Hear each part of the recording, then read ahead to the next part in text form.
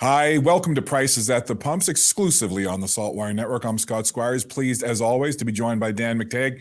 And Dan, a number of things to chat about today, but first and foremost, let's talk about where fuel prices are headed in this region as we record this on a Wednesday this week. What are you seeing for Prince Edward Island, Newfoundland and Labrador, Nova Scotia? Well, look, if I was a driver in any one of those provinces, I would definitely say no, do not fill up. Wait until Friday. You're likely to see at least a 7 or 8 cent a liter decrease. Now, I'm assuming, of course, there hasn't been some mysterious announcement as we saw in Newfoundland, where they suddenly surprised everybody with a 9 cent decrease. But markets have trended down right up until about Monday, and now they're starting to come back. However, the average over the past week has seen prices drop. And so for gasoline, looking at 7, maybe even an 8 cent decrease. For diesel, wow. Hold off, don't buy any diesel, as much as a 14 or 15 cent decrease. If you're using those products, of course, just refrain until midnight, Thursday night into Friday morning, and I think you'll have a smile on your face. Same for heating oils. I mean, they are dropping probably a little closer to 13 or 12 cents a liter, but right across the board. And Scott, this is really the end of the line as far as low prices are concerned. Markets are now shaking off the idea that ever increasing interest rates are somehow going to bring about demand destruction. The consensus emerging around the world and in North America is that fuel is in very short supply, and that we have had several years of divestment from oil and gas, and that's going to start to hit us. Yeah, that was kind of my next line of questioning with prices, as you're saying, potentially seeing a big dip in the next couple of days. That's great news. But as consumers do, we like to think or wonder, well, okay, is this, a downward trend now that we're seeing? Is next week going to be better? So you're saying that this might be the end of the line, at least short term, for where prices are going. So what are you seeing in the next couple of weeks in terms of diesel and gasoline and home heating, et cetera? Well, look, Scott, we are seeing demand increase for things like jet fuel, demand increasing for diesel as a result of this cold snap that we saw this week. And some of that, of course, really wasn't apparent to us a few weeks ago because we had unseasonably warm temps. We don't have that anymore, although one could make the argument that we might have a warmer than expected February ultimately, and even March. I'm not a meteorologist, so I won't get involved with that. As you know, the weather folks out there have trouble predicting tomorrow's weather, let alone what's going to happen in terms of the climate in 10, 20, 30, 50, or 100 years. Having said that, I think we're looking at a significant tightening in global inventories of oil. Saudi Arabia raised all of its prices for its best customers in Asia. We are seeing the end of the U.S.'s attempt at misusing the Strategic Petroleum Reserve to try to prop up oil availability throughout that country. They now have to buy back oil at a much higher price. And of course, we're now seeing the end of the lockdowns in China, which is going to be one way or another very bullish for oil. Now, for natural gas, propane, the Energy Information Agency, and this isn't widely distributed, but you'll hear it here first in SaltWire, is now saying that this year, the U.S. production of natural gas, about 98 million cubic feet of natural gas a day. By next year, 101, and the year after that, 102. So you're going to continue to see, an ever increasing demand for a product that over the next several months is going to come back in favor. And so anything we thought in terms of lowering prices, February would be kind of a tipsy-turvy. I think by the end of February, we're going to start to see prices roaring back as refineries as well go through their springtime maintenance. And that usually means much higher prices as we head towards the summer driving season. And, sometimes you get in your bubble in your region and you lose sight sometimes of the fact that what happens in markets with pricing in North America and in particular Canada and our region here in Atlantic Canada and the Maritimes is affected by what's happening globally, whether it's geopolitically, whether it's strategic reserves being released by certain countries like the U.S. or what's happening.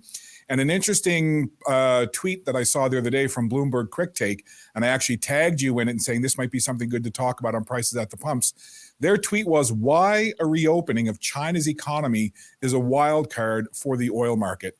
When you see that and read that and hear that, what's your take? China last year only consumed 12 million barrels of oil, or imported 12 million barrels of oil a day. It's moving to 16 million barrels. There's a shortfall right now of about 1 million barrels.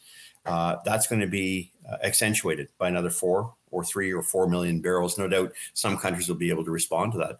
But what it does tell me is that we are quickly going to a point where $100 a barrel oil, although it seems inconceivable right now, given that markets over the past 6 or 7 months have been really frightened of their own shadow. If we look at $100 oil as being the likely prospect heading into the second quarter of 2023, then that means that prices for everything will probably increase 20 to 25 cents a liter. So putting in layman's terms in perspective, the prices we saw last June, July, and August are likely to revisit, but much earlier. And I think that'll start happening in April and May.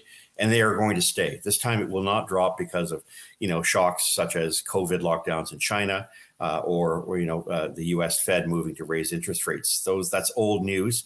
The world is adapting to it. And it's frankly, when it comes to demand pictures, it's shrugging it off. Our biggest problem, Scott, is supply. And there just isn't enough of it to go around. We've had 10 years of divestment pushed by, environmental, social, and governance mandates and the climate agenda. All of these things are going to start to cost Canadians far more than any of them could have possibly thought possible, given what we've seen over the past year. As in a word, you ain't seen nothing yet. And it's interesting. I'll open up a small can of worms, and I don't want to go too deep into a rabbit hole. But, you're starting to see now opposition in Canada federally really start to push back against some of the policies of the current sitting government, and specifically talking about what's happening with natural gas and oil and pipelines and things of that nature. And I know for me, I'm very wide open when it comes to my political stripe. I don't have any allegiances in a big way to one or the other. I really do listen to platforms and what leaders have to say. But as someone who was a liberal sitting in the House of Commons for a long, long time, what are you seeing, and what do you think are going to be a couple of the really big issues that this sitting Trudeau government is going to have to face as opposition parties perhaps look at places where they can maybe find a soft spot? Well, I think governments that are instrumental in contributing to the pain that people are feeling in terms of affordability, the costs of trying to make ends meet. Any government responsible or any member or any party that associates itself with that is going to be in big trouble. Because I think while notionally we talk about, climate agenda and carbon taxes, none of us have actually felt these things, nor a weakness in the Canadian dollar, the result of blocking pipelines in this country, nor geopolitical instability because Canada's not getting an extra 3 or 4 million barrels out into the world market, nor, our friends turning their backs on us because we've turned our backs on them when it came to the delivery of something as clean as natural gas. I think for a lot of Canadians, it's crunch time. Our country next year is going to incur a $53 billion deficit. That's $53 billion of money that isn't going to go to hospitals or roads or to support our social programs. It's actually money that's going to go down to pay debt that we've incurred.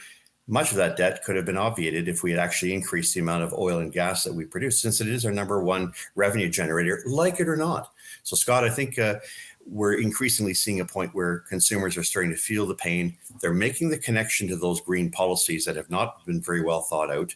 Whether that be pushing and having ideas on solar panels and heat pumps and EVs, and realizing that many of us are increasingly not able to make ends meet. 50% in this country are now operating below the waterline financially. And that should be a clarion call for my former Liberal colleagues in the Liberal Party and the NDP and the Greens to, as it were, smell the coffee, because you're going to lose your seat in the next election if you don't. Dan, we'll wrap up with you here in a second. And one thing I can say is that, you're active on social media, in particular Twitter. And I will say that you don't shy away from anybody that may have an opposite opinion of you or challenge you on some of the things that you say. Quickly, why is it that you welcome maybe those dissenting voices and having the opportunity to perhaps have a civil debate? Well, look, Scott, Twitter's not the best place to go in terms of being able to have a long debate. You're limited to characters, but I give it as good as I get it. If people want to come at me from facts and respect, that's fine. But if you don't, then expect that I'm going to respond. And I think, like anyone else, not a politician, folks. Yes, I serve this country in foreign affairs, but if you're going to come at me and you're going to have ideas that are warped, that are not based in sound fact, then expect that I will correct you. And sometimes, depending on the tone, you may not like the tone, much less the message of facts that I'm providing you. So yes, gaswizard.ca, anytime you want to come on there. But more importantly, we also back that up with policy. And I try to provide people years of experience on the Hill working for a party that once cared about consumers. And so maybe someday that party will return. And to kind of segue from your presence on social media, in particular Twitter, when you're not with us here at the SaltWire Network for Prices at the Pumps, what are the other places that people can find you and reach out to you?